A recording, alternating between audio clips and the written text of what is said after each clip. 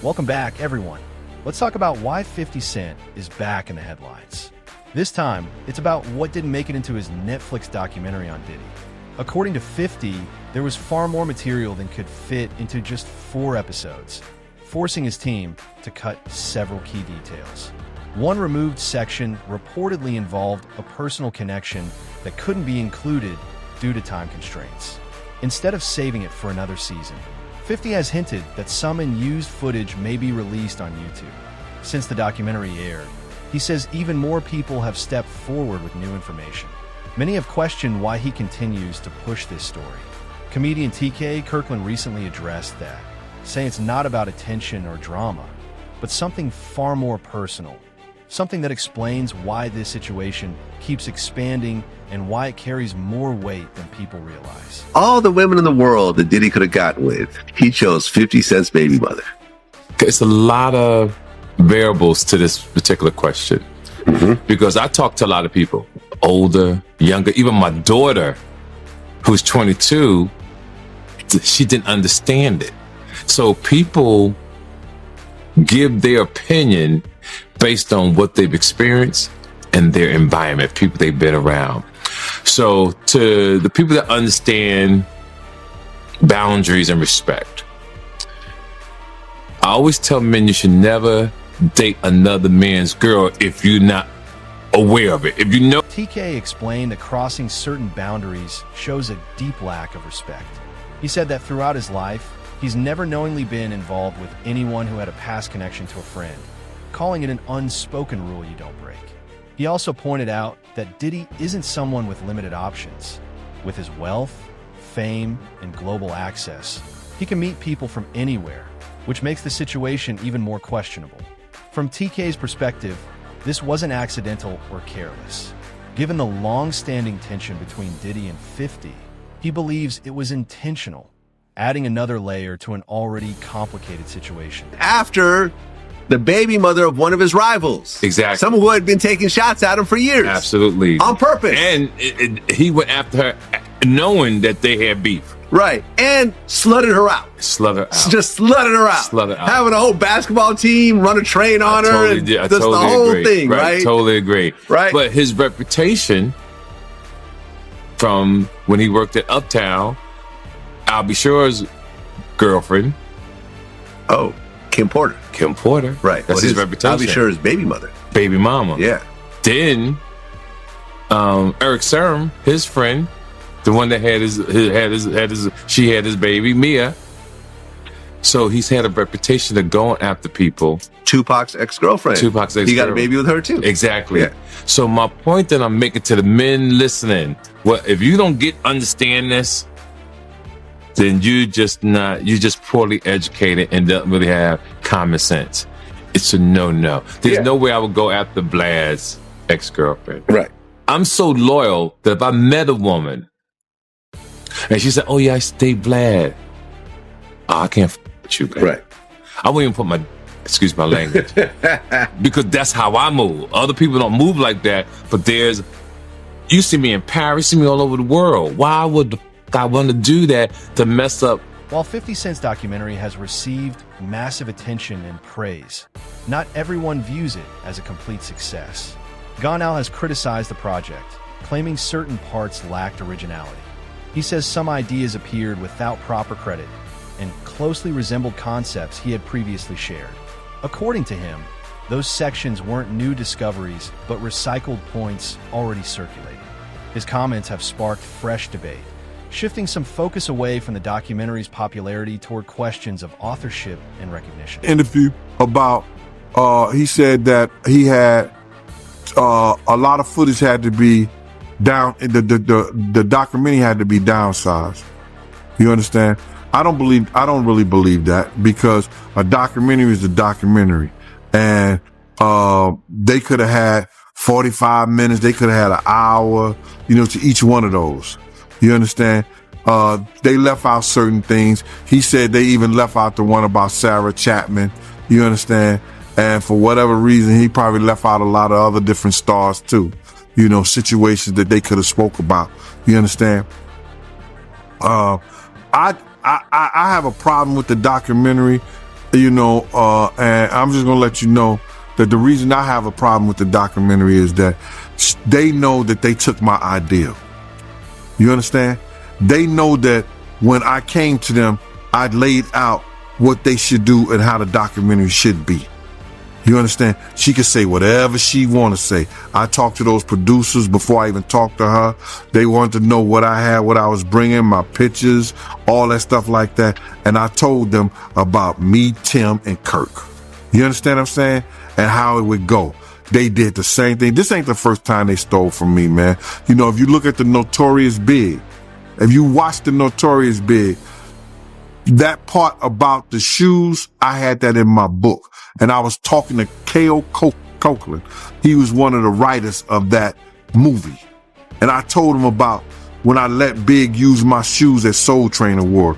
You had this old flunky ass dude, Mike B, get on Angie Martinez's show and talk about, yo, Big, he wore mixed max shoes and he went out there and performed. When you go look at the film, when you go look at Big performing that on that show, ain't nothing mixed match about them shoes. There was $800 Maury's, size 14D. Big World 14E.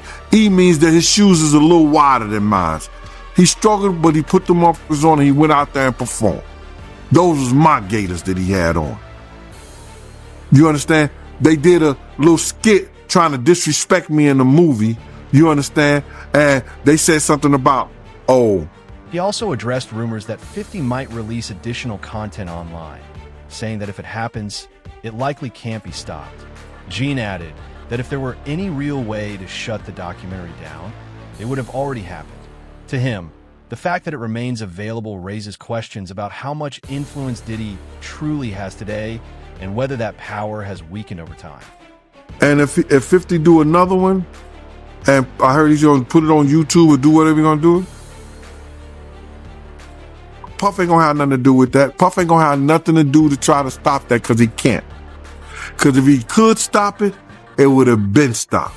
You know why he can't stop it? Because Puff know people right there at Netflix. Don't think he don't. And I don't know if this guy still worked for them, but he was part of the flavor unit, Shakim. He was part of the flavor unit. He was good friends. He was cool with Puff and them. Flavor unit and them, Queen Latifah and them, they was cool with Puff. If Puff would have sent the cease and desist over there and they could do it and he had the power and they wasn't right, it would have been done it. You see, it's still rolling, right? It's still going on, right? He ain't got that power no more. You understand? Now, could he sue them because they used his likeness or used him and stuff like that? I don't know. I'm not that versed in they using him. You understand? If they can steal your whole damn idea, your whole damn ideal, why can't they steal your whole damn intellectual property? Gunn also spoke about what he described as Diddy's long-standing fixation on Tupac. He said it wasn't a short phase, but something that influenced many of Diddy's decisions over the years. According to Gunn, this mindset shaped how he operated behind the scenes, affected his judgment, and guided both personal and professional choices, becoming a defining factor in how he moved for a long time. I did see the interview that 50 did with Sherry, and he was talking about he didn't release the video about Puff having a kid by Kim Porter's friend, Sarah Chapman. Now, we all know that she used to date Tupac. You understand? So either he got her because he wanted some remnants of Tupac. We don't know. But it seemed like every dude that he had some kind of disdain, dislike, or that he idolized in a sense, he wanted their girl. Or he wanted to be a part of that girl. I don't know why. Yo, bro, this dude was, I don't know if he was in love or in hate for Tupac. He wanted to be an actor. He auditioned for Juice. But Pac beat him out for that Bishop thing. You understand what I'm saying? He wanted to be a part of that. Just go, and not so many years ago, when Puff started getting into that drugs and started using drug stuff, he started revamping some of Tupac's speeches. And if you think I'm lying, go look at the Grammy speech he did. Go look at a couple of speeches he did. It was the same exact words Tupac had said.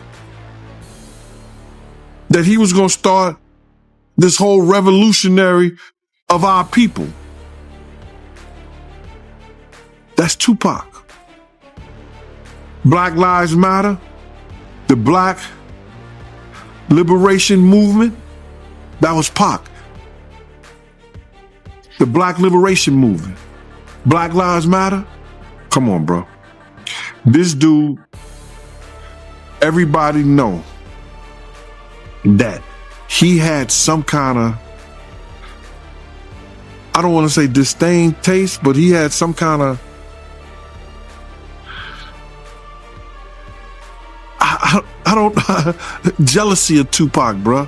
Still, the documentary has notable gaps. One issue many viewers pointed out was the minimal attention given to Kim Porter. As Diddy's longtime partner and the mother of his children, she played a major role in his life. Yet her story was only briefly mentioned. She passed away unexpectedly in 2018 at the age of 47, with pneumonia listed as the cause. Even so, her sudden death continues to raise questions. Given her close connection to Diddy, many felt leaving her story largely unexplored made the documentary feel incomplete. Do you think that Diddy killed Kim Porter? Absolutely. Why? Because of all the videotapes, because of the book, because of all the people she gave copies of her book to, or at least chapters, because of everything that she had on him, because of the tape that she used to blackmail him into a relationship and into a raise of him being sodomized by Andre Harrell. And I am not saying that allegedly, because I heard her and Kim Moore talking about it in the booth of the bathroom while snorting cane. None of that deeper context appeared in the film. Kim was shown only in a few photos and briefly identified as the mother of Diddy's children before the story moved on. For many viewers, that silence stood out. Mark Curry has also spoken publicly about troubling behavior involving Kim and Diddy. He claimed Diddy closely monitored her private conversations and reacted aggressively when he heard something he didn't like. Mark recalled an incident where Diddy became furious after learning about a phone call Kim had with producer Shockey Stewart and later confronted him publicly. According to Mark, moments like these pointed to a controlling dynamic that the documentary never fully explored. It was alleged that she did have a book and that her book was about to come out. And she was talking about all the perils, everything that she went through in the music business and with Diddy. All the men that they slept with together, because there were men that they slept with together. There were swinging times that they slept with together.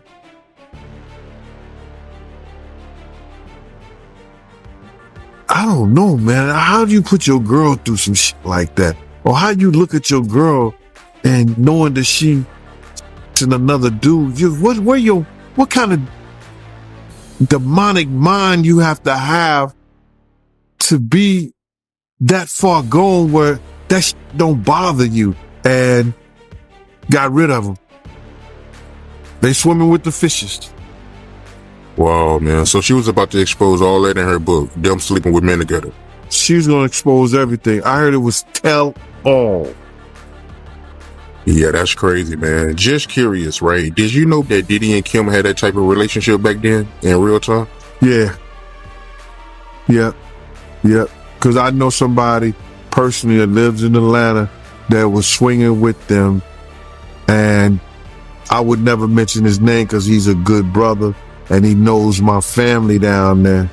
You know, he knows my family down there. And I would never, put his name out there like that. He's been in the music business. He done put a lot of groups.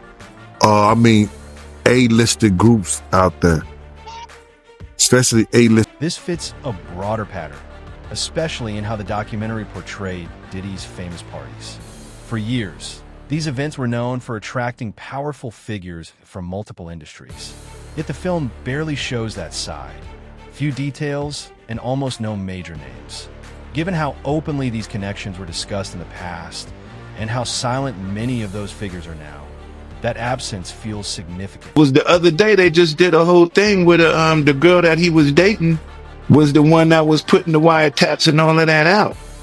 It was a clear case. She came, hey, I was the one who was doing the wiretaping and all of this, right? The tapping. So I knew about this before she came out and said that she was the one that was doing it. I was sitting there like, damn, he know everything she doing. He know her conversation. I'm sitting there like when I'm sitting there right there next to him, when I'm hearing them saying, this is what Shakira Stewart was saying to Kim Porter on the phone that made him mad. That made him so mad at Shakira Stewart when he went to L.A. Reid party, hit him with the chair. You don't think if he hit a man with a chair for dating this girl, you know, they gonna have a fight at home too. You know what I mean? That's why, you know, they say he busts her nose up on the boat. And have you ever been to Sandro Pay's here? Brother play a mandolay. Remember that was in his song? I need a good woman next to me. So then it happened in what was it, Sandro Pay? Like that island. And then he bust her nose. They tried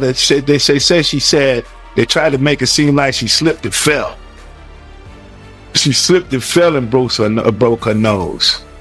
Nah, the truth was she slipped and fell and landed on his fist. Yeah, but that's what happens when you put your hands on females.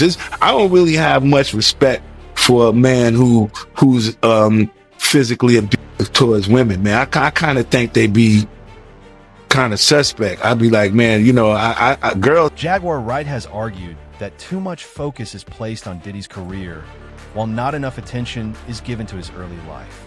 She believes the real story begins in his childhood home.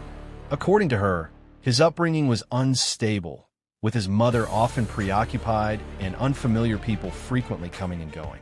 Jaguar says growing up in that environment can deeply affect a child's mindset and emotional development, shaping who they become long before fame enters the picture. His celebrity friends that denounced those allegations and were like, "This is false," and you know, liars. They were saying, "Yeah, should they speak up now?" It's getting a little too late for those who are complicit. Stevie J should be charged. Mary J. Blige should also be charged. Jennifer Lopez should definitely be charged. Jay-Z should be charged. Khaled should be charged. Rick Ross should be charged. Usher should be charged and tried with him. Or for Justin Bieber alone. Jaguar also pointed out that Diddy has spoken openly about feeling pride when he learned his father lived a dangerous, street-centered lifestyle. She sees that reaction as telling. Embracing that image rather than questioning it shows how deeply his early experiences influence his values, identity, and way of thinking, and how that influence still affects his decisions today. What he saw and what happened to him in his own mama house. All of those strangers, them up involved, looking around, seeing what was going on. And let's just be clear, it sounds like her house was a house of, you know, professional freak-offs. So who knows what he saw or what could have happened to him while she was busy entertaining people and pouring and getting tips, as she would say, for her after-hour life. Oh yeah. He was. I'm gonna say he was surprised to hear that. School bus driver. No, was he surprised or was he like, "Zip it, you talking too much"? Because that's what it looked like to me. It looked like you talking a little bit too much. They don't need to know about that. While she was sitting there, oh, because I was a bus driver and I was this and I worked at the after hours. And I would pour them drinks and they would get. She connects that mindset to how hip-hop later celebrated similar figures, noting that many rap personas were inspired by movie characters symbolizing power, fear, and dominance. Jaguar believes Diddy didn't just admire that image. He identified with it because it reflected the world he grew up in. She also described his relationship with his mother as unusual and unsettling, suggesting deeper issues that added a darker layer to the overall picture she was painting. In Sean's own words, in Diddy's own words, he had said he had a sigh of relief learning that he was the son of a hustler or a gangster. Like he wanted that status. He wanted to say that he was a sigh of relief is a wild thing to say. That your daddy was a gangster or a hustler. That's what you heard that he was. Well, I mean, like Tim said, they had a bunch of blaxploitation movies being played around the house all the time. They grew up with the Mac playing. They grew up with Superfly playing. Like, I mean, if that's what you got going on, you got two women in the house and there's no men around, and these are what the little boys are watching. You got basketball players coming over late at night. You got hustlers coming over, PIMPs coming over, women who look like they were modeling for Jet Magazine coming over. Like, it sounds like the nature of the environment is what shaped their perception of what cool was. So, yeah, I mean, I'm sure for him it was, oh man, that's who my dad was. So I'm sure for him, it made him feel good because all of that stuff that he was watching, he really came from that. But that was really his legacy. And yeah, I'm sure for him it felt good to know that his dad was this big hustler who turned out to be a snitch, who got his brains removed from his head in a very, very, very... For the situation where they say he was trying to shape Misa into his mother, can you see that? Like, yeah, with the blonde hair and yeah, and all of that. I mean,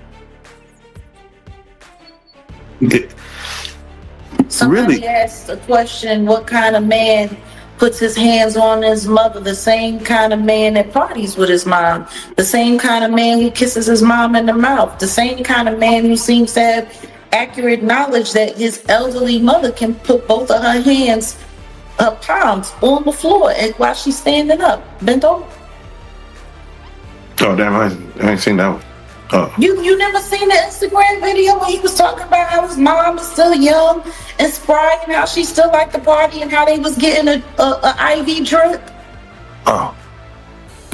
Damn. And she was kissing him in the mouth on the video. And he was like, yeah, my mom can bend over and touch the floor with her palms. No. It's a very, very, very weird relationship. Jaguar says the pattern becomes even more concerning when looking at Diddy's relationship with his own children. She claims multiple people have suggested the kids were placed in situations they shouldn't have been exposed to, raising serious questions about boundaries and responsibility. For her, the most disturbing part isn't only the situations themselves, but the silence. Why adults who knew about it didn't speak up, and what that says about the environment around them. You know, it kind of goes into, I mean, he seems to be having, and again, I know the freak offs, that his son is there. Like, it seems like he likes to get down with his kids.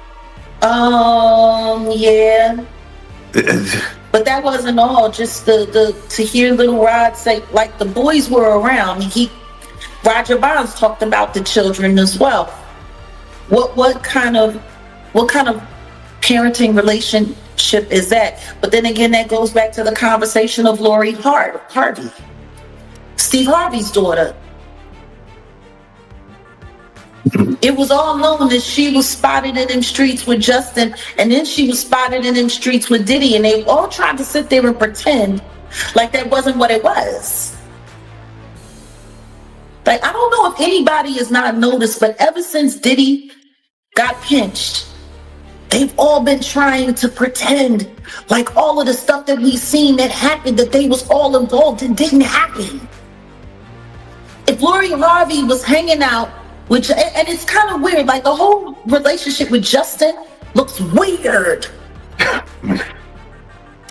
He looks like Mini-Me with Dr. Evil. It's weird. Like, why are there people? Why is there sexual behavior going on? And why are people naked in front of their kids, G? Doing all kinds of stuff. And meanwhile, Misa's running around making comments about how she don't like the way that Eric Sermon was depicting her in the documentary. You don't like the way you're being talked about in the documentary. You don't like the fact that, because see, it wasn't Gene Deal, because Gene Deal said he wasn't there, and thank God that he was able to admit that. Kurt Burrows did say that he was there and present when Diddy was beating the brakes off of Misa and putting the feet to her up under. Welcome back, everyone. Let's revisit why 50 Cent is once again making headlines. The focus remains on what was left out of his Netflix documentary about Diddy. According to 50, there was far more material than 4 episodes could hold, forcing his team to cut important details. One removed segment reportedly involved a personal connection that couldn't fit within the runtime. Instead of saving it for another season, 50 has hinted that some of the unused footage could be released on YouTube. Since the documentary dropped, even more people have come forward with new information. When asked why he keeps pushing the story, TK Kirkland explained it isn't about attention or drama, but a deeply personal reason, one that explains why this situation continues to grow and why it matters more than many people realize.